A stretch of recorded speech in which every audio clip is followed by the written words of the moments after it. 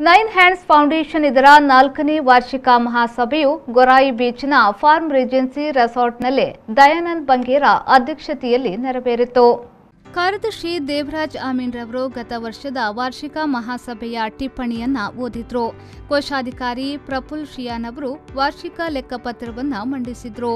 ತುಕರಾಮ್ ಸಾಲ್ಯಾನ್ ಮತ್ತು ಹರೀಶ್ ಶಿಯಾನ್ ಅವರು ತಮ್ಮ ಭಾಷಣದಲ್ಲಿ ನೈನ್ ಹ್ಯಾಂಡ್ಸ್ ಫೌಂಡೇಶನ್ ಇದರ ಧ್ಯೇಯೋದ್ದೇಶ ಮತ್ತು ಕೈಗೊಂಡ ಸಮಾಜ ಸೇವಾ ಕಾರ್ಯಗಳನ್ನು ಸವಿಸ್ತಾರವಾಗಿ ತಿಳಿಯಪಡಿಸಿದ್ರು. ವಿದ್ಯಾದಾನ ಅತಿ ಶ್ರೇಷ್ಠ ದಾನ.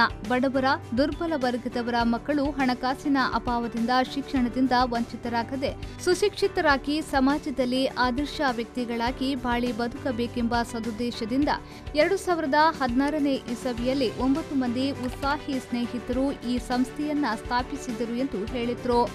ಈ ಸಂಸ್ಥೆ ಈಗ 150 ಸದಸ್ಯರನ್ನೊಳಗೊಂಡು ತನ್ನ ಕಾರ್ಯಕ್ಷಮತೆ ಮತ್ತು ಕಾರ್ಯಕ್ಷೇತ್ರಗಳನ್ನು ವಿಸ್ತರಿಸಿಕೊಂಡು ಒಂದು ಮಾದರಿ ಸಮಾಜ ಸೇವಾ ಸಂಘಟನೆಯಾಗಿ ಬೆಳೆದಿದೆ ಎಂದು ಹೇಳಿದ್ರು. ಈ ಸಂಸ್ಥೆಯು 1ನೇ ತರಗತಿಯಿಂದ 10ನೇ ತರಗತಿಯವರೆಗಿನ ಬಡ ಕುಟುಂಬದ ವಿದ್ಯಾರ್ಥಿಗಳ ಶೈಕ್ಷಣಿಕ ಶುಲ್ಕ ಭರಿಸುವುದರ ಮೂಲಕ ಸಮಾಜಕ್ಕೆ ತನ್ನ ಕೊಡುಗೆಯನ್ನ ನೀಡುತ್ತಾ ಬಂದಿದೆ. ಯಾವುದೇ ಜಾತಿ ಮತ ಭೇದವಿಲ್ಲದೆ ಎಲ್ಲ ಸಮುದಾಯದ ವಿದ್ಯಾರ್ಥಿಗಳಿಗೆ 40,000 ರೂಪಾಯಿವರೆಗಿನ ಶೈಕ್ಷಣಿಕ ಶುಲ್ಕವನ್ನು ಭರಿಸುತ್ತಿದ್ದೇವೆ. ಪ್ರಸಕ್ತ ವರ್ಷದಲ್ಲಿ ಸಹಾಯ ಹಸ್ತವನ್ನು ಯಾಚಿಸಿ ಹೆಚ್ಚು ಅರ್ಜಿಗಳನ್ನು ಸ್ವೀಕರಿಸುತ್ತಿದ್ದೇವೆ. ಆದರೆ ಸಾಕಷ್ಟು ಹಣದ ಕೊರತೆಯಿಂದಾಗಿ ನಾವು ಎಲ್ಲ ವಿದ್ಯಾರ್ಥಿಗಳನ್ನು ಬೆಂಬಲಿಸಲು ಅಸಾಧ್ಯವಾಗಿದೆ ಎಂದು ಹೇಳಿದರು. हमारी 9 फाउंडेशन 6 साल पहले 2016 में एक्चुअली स्थापन हुआ. ये 9 फाउंडेशन स्थापन करने के लिए हमारे 9 मेंबर्स जो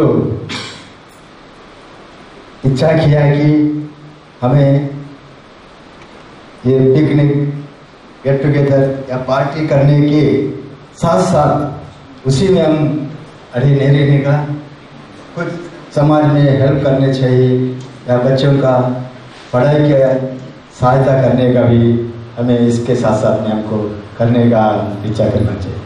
तभी इन लोग एक पार्टी से रिटर्न आ रहे थे, तभी ये चीज़ इनका दिमाग में आ गया कि हम आज से ये नेक काम को शुरुआत करेंगे.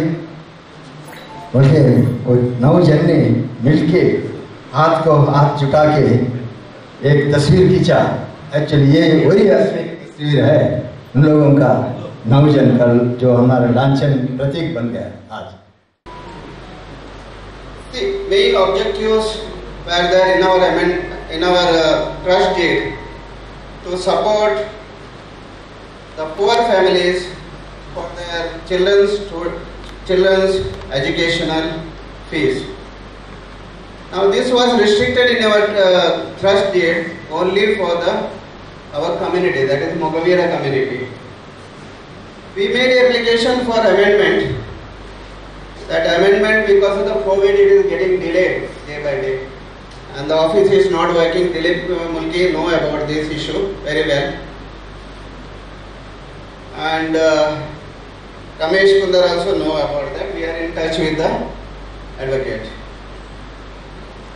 Now this organization was started with a 9 member, as Tukaram Salyan said. Now we have gone to 150 members. To reach so many members, the credit goes to managing trustee Mr. Sudhakar Karkera and Mr. Mukesh Bangera.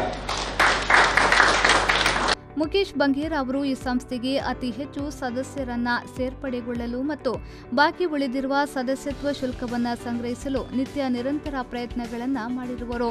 4ನೇ ವರ್ಷದ ವಾರ್ಷಿಕ ಮಹಾಸಭೆಯನ್ನು ನಡೆಸಲು ಸಕಲ ಸಿದ್ಧತೆಗಳನ್ನು ಮಾಡಿರುವರು.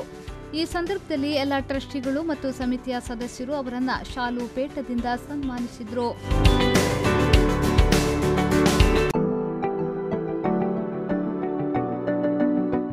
ಕಾರ್ಯದರ್ಶಿ ದೇವರಾಜ್ ಅಮೀನ್ ಅವರು ಧನ್ಯವಾದ ಸಮರ್ಪಿಸಿದರು.